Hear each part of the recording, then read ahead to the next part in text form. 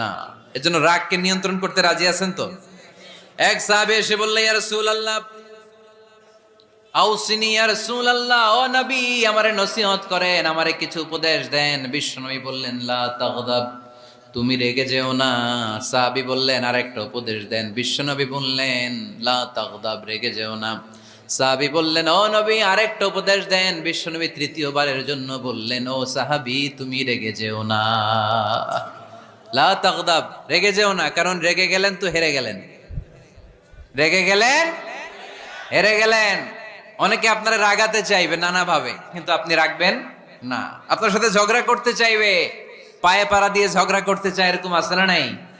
আপনারা রাগাতে চায়, ফুসলাতে চায়, কিন্তু মুমিনরা, মুত্তাকিনরা, তারা যেন তেন কোনো কারণে রেগে যায় না। তারা তাদের রাগকে হজম করে। আলহামদুলিল্লাহ পড়েন।